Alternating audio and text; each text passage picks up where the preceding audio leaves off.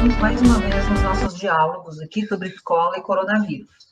Lembrando que o momento que a gente vive é um momento singular que requer um esforço coletivo para que a escola e a instituição educadora que é centenária se reinvente. Os desafios para essa reinvenção, devem respeitar e incluir a todos, mas requer coragem, apoio mútuo, criatividade e compromisso social. É para isso que a gente criou esse canal, para conversar com você, professor, gestor, coordenador pedagógico. O coronavírus impactou nossas vidas em todas as direções, as escolas nesse momento estão fechadas, e por isso a gente está aqui para conversar. E o tema da nossa conversa de hoje é a história da pandemia. Terciane, história e pandemia, até, me atrapalhei, história e pandemia. Minha pergunta para a Terciane é, Terciane, a gente deve falar sobre isso nas aulas de história? Como, por que a gente deveria falar sobre a história e pandemia nas aulas de história, agora, nesse momento em que tudo isso está acontecendo? Então, obrigada, Cláudia.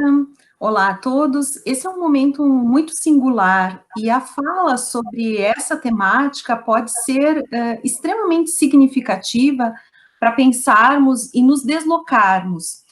Um historiador que muitos colegas conhecem em inglês, chamado Eric Hobsbawm, ele faz uma significação de uma frase que me parece importante nesse momento, que é a seguinte: os historiadores são os responsáveis por lembrar, no presente, de tudo aquilo que já se viveu, da carga do passado. São os historiadores que precisam lembrar, no presente, daquilo que já se passou. Então, é importante, talvez até como uma forma de conhecer esse passado, amenizar o sofrimento que nós partilhamos no presente, pensarmos sobre esse processo histórico. O processo histórico da existência do humano foi marcado por muitos momentos em que as pandemias estiveram presentes. A doença, a morte, o sofrimento, não apenas pela guerra, mas sim pelo desconhecido, porque hoje nós identificamos rapidamente do que se trata. A ciência classificou, mapeou, e conseguiu dar respostas de forma extremamente rápida do que nos acomete, das características desse adoecimento. E sim, nós estamos ainda tentando descobrir e inventar, um modo de tratar adequadamente para evitar mais mortes.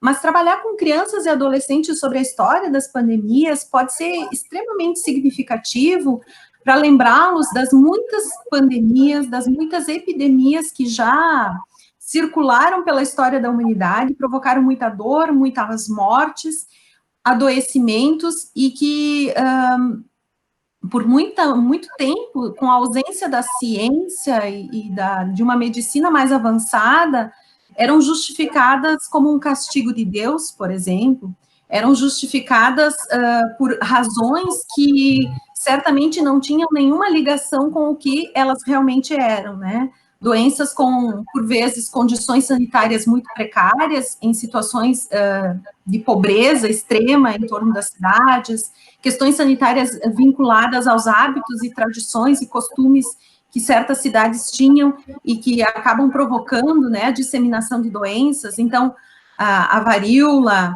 a febre tifoide, a própria influenza, ao longo do século XX, nós tivemos várias. 1918, 1919, no Brasil, a gripe espanhola, acometeu, assim, um grande número de pessoas, provocou muitas mortes também.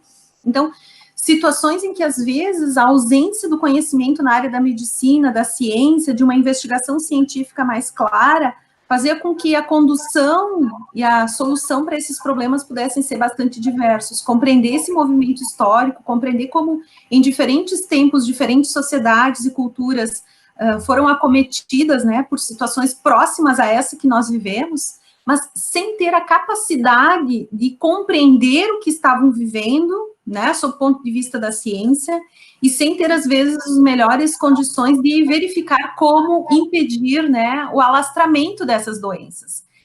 Talvez uma das mais conhecidas e que causou milhares de mortes foi a peste negra, E a situação como ela se alastrou em questão de 14, 15 anos, a quantidade de mortes que ela causou, e tantas outras, né, ao longo da história nós temos muitos exemplos disso. Então, perceber essa historicidade hoje, provocar os nossos estudantes a pensarem, a refletirem, pode ser um elemento também de cidadania, de reflexão, para os tempos que nós vivemos, e de amenizar, talvez, o sentimento que muitos, inclusive adultos, né, nós nunca vivemos isso, né, muitos adultos nunca, as gerações adultas também se sentem fragilizadas porque nunca viveram uma situação como essa, e talvez a partir desses estudos históricos, amenizar um pouco esse sentimento, essas dores, esse medo, que é normal que nós estejamos sentindo, mas que talvez possa ser melhor administrado na medida em que a gente pensa isso numa dimensão de tempo e pensa isso numa dimensão da experiência humana. Faz parte da nossa existência, né? E como é que nós podemos aprender com essas situações? Então, o professor de história certamente está convidado a abordar essas temáticas, a provocar os estudantes a pesquisarem sobre isso, a lerem sobre isso. Quero lembrar o Albert Camus, né, que Camus escreve sobre a peste, então a literatura pode ser interessante. Giovanni Boccaccio, que é uma obra importantíssima, né, que deu início àquilo que depois vai ser o movimento renascentista italiano. Ele vai escrever sobre isso, inclusive de forma bastante interessante, que é a Peste Negra. Ele faz uma reflexão sobre essas questões. Me parece que nós temos muitos recursos, muitas possibilidades hoje, inclusive com as tecnologias, para provocarmos a pesquisa, a reflexão e uma compreensão em relação ao tempo dessas questões. Bacana, Terciane, muito obrigada. Eu acho que as tuas palavras assim ajudam a situar o poder que pode existir numa reflexão que ela tem por base a história, aquilo que nós conhecemos, o que nós já vivemos enquanto humanidade, e o quanto isso pode nos permitir situar o mundo contemporâneo que nós estamos vivendo hoje e ajudar os estudantes a perceber as semelhanças, mas também as diferenças, o quanto nós já avançamos e o quanto nós temos o potencial e as estratégias para lidar de forma diferente também em algumas situações, né? E quanto isso pode ajudar os estudantes a sair do senso comum, né, e a construir uma visão mais aprofundada sobre esses fenômenos, porque que é essencial e que é uma tarefa da escola também, uma tarefa nossa de educadores, né, auxiliar nesse processo. Eu creio que esse assunto da história das pandemias não se encerra nesse diálogo de hoje, porque me parece, assim, que pelo pouco que tu abordou, assim, os elementos são múltiplos, assim, né, que poderiam ser trazidos para a nossa reflexão. Espero que a gente possa voltar a conversar sobre isso.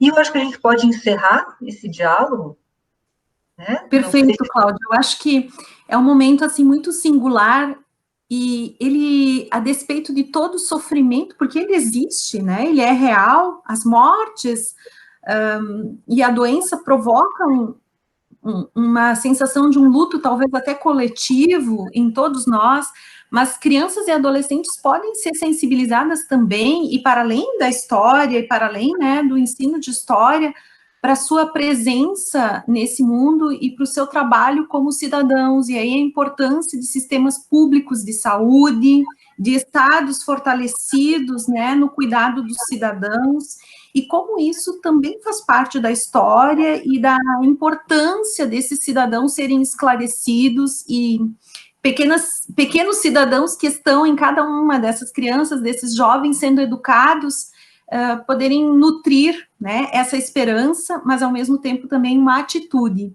a atitude de exigir, né, pela sua presença, pela sua participação social, um Estado mais cuidadoso com cada um de nós, porque políticas públicas de saúde, nesse momento, se mostram fundamentais.